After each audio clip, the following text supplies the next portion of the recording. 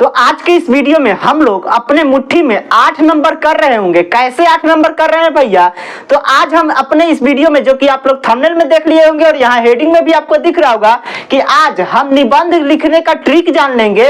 और आप सभी को पता है कि ऐसा कोई भी पेपर नहीं है, ऐसा ये रामबाण तरीका है ना, जिससे कि आप 8 नंबर ला ही सकते हैं। कैसे ला सकते हैं भैया, तो ऐसा आप कोई भी पेपर उठा के देखिए, मैं आज यहाँ नहीं लिखने वाला कि इस ईयर में जाकर देखिए, आप कोई सा भी जाइए, आंख मूंद कर कोई भी पेपर उठाइए, वहां पे अगर आपको निबंध नहीं मिले ना, तो जो मन करे वो आके कमेंट में लिख कर जाइएगा। अगर मिलेगा तो वो कैसे लिखिएगा, इसका फॉर्मेट वो भी ट्रिक के साथ आपको पता चलेगा।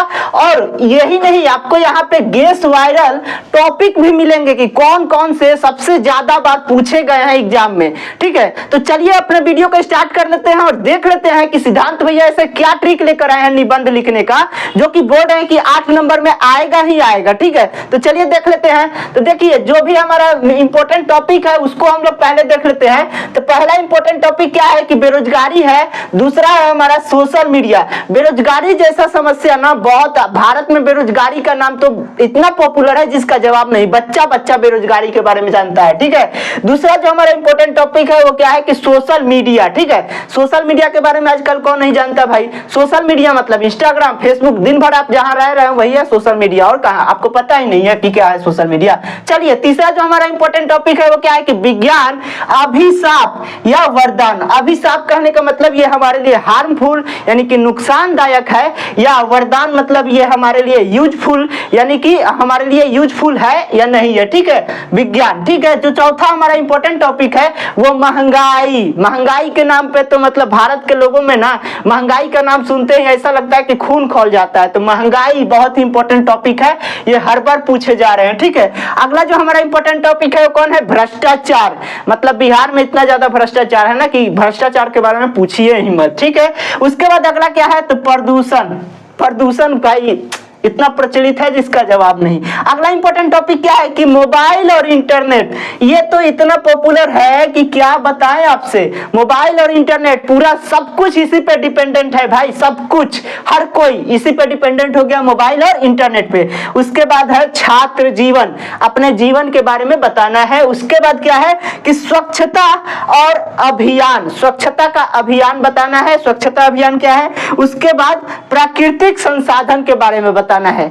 इसके बाहर ना कुछ भी नहीं आने वाला, बस ये 10 आप बना लो, क्योंकि इसमें से एक ही आपको मिलेगा। अब ये कहां पे मिलेगा भैया, तो इसका जो है वो आपको टेलीग्राम में पूरा आंसर सहित अच्छे से अपने भाषा में, आसान भाषा में आपको मिल जाएगा। ठीक है, अब चलिए हम अपने ट्रिक को देख लेते हैं कि भैया क्या ट्रिक लेकर आए हैं। बोले थे ट्रिक बताएंगे, तो ट्रिक भी देख लीजिए। तो देखिए, जो हम लोगों को क्या करना है, सबसे पहले किसी भी निबंध को लिखने से पहले क्या करना है, सबसे ऊपर में क्या लिखना है भैया, तो शीर्षक लिख देना है। हेडिंग जिसको बोलते हैं ना, वही होता है शीर्षक। शीर्षक में क्या लिखना है भैया, तो शीर्षक में हम लिखेंगे इन 10 में से कोई एक टॉपिक रहेगा जो कि आपको क्वेश्चन में मिल जाएगा।